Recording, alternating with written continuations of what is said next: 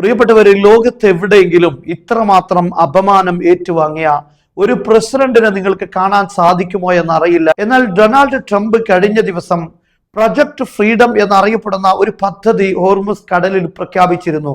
എന്നാൽ ഇന്ന് അതിൽ നിന്ന് പിന്മാറിയ വാർത്തയാണ് നമുക്ക് വായിക്കാൻ സാധിക്കുന്നത്. മാത്രമല്ല, ഇത് പ്രഖ്യാപിക്കുമ്പോൾ ട്രംപ് പറഞ്ഞിരുന്നത് ഇറാന്റെ നാവികസേന IRGCയുടെ നാവികസേന 0 എന്നാണ്. എന്നാൽ ഇപ്പോൾ അതിൽ നിന്ന് പിന്മാറിയിരിക്കുകയാണ്. കാരണം ട്രംപിന്റെ വാക്ക് കേട്ട് കടൽ കടക്കാൻ ശ്രമിച്ച പല കപ്പലുകളും ആക്രമിക്കപ്പെട്ടു. പലരും വാണിംഗ് കിട്ടിയപ്പോൾ പിന്തിരിഞ്ഞ് ഓടുകയും ചെയ്തു. മാത്രമല്ല, അമേരിക്കയുടെ യുദ്ധ കപ്പൽ തന്നെ ഇറാന്റെ ഭാഗത്തുനിന്ന് വാണിംഗ് വന്നപ്പോൾ എടപ്പാൾ ഓട്ടമാണ് ഓടിയത് എന്നാണ് വീഡിയോയിലൂടെ നമുക്ക് മനസ്സിലാക്കാൻ സാധിച്ചത്.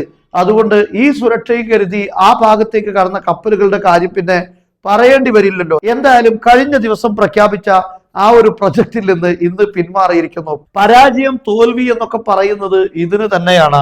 നോക്കൂ നിങ്ങൾ, ട്രംപ് കുറിച്ച കുറിപ്പാണ് based on the request of Pakistan and other countries. പാകിസ്ഥാനും അതുപോലെ മറ്റു ചില കൺട്രികളുമൊക്കെ ഒഴിവാക്കാൻ പറഞ്ഞതുകൊണ്ടാണ് ഈ കാര്യത്തിൽ നിന്ന് ഞാൻ മാറി നിൽക്കുന്നത്. കാരണം ഇറാനുമായി ഒരു ചർച്ച അത് പോസിറ്റീവ് ആകാനുള്ള സാധ്യത കണക്കിലെടുത്ത് പിൻവലിക്കുന്നു എന്നാണ് ട്രംപ് ഇതിനെക്കുറിച്ച് പറഞ്ഞിരിക്കുന്നത്. യഥാർത്ഥത്തിൽ ഈ യുദ്ധം തുടങ്ങിയതിനു ശേഷം എത്ര ഭീഷണികളും എത്ര പദ്ധതികളുമായിരുന്നു ഈ ഡൊണാൾഡ് ട്രംപ് പ്രഖ്യാപിച്ചത്.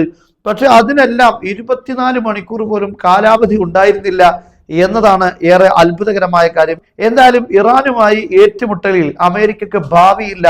അത് പരാജയപ്പെട്ട ഏറ്റുമുട്ടലാണ് എന്നതിൽ സംശയമില്ല. അതുകൊണ്ട് തന്നെയാണ് കഴിഞ്ഞ ദിവസം ബറാക് ഒബാമ രംഗത്ത് വന്നത്.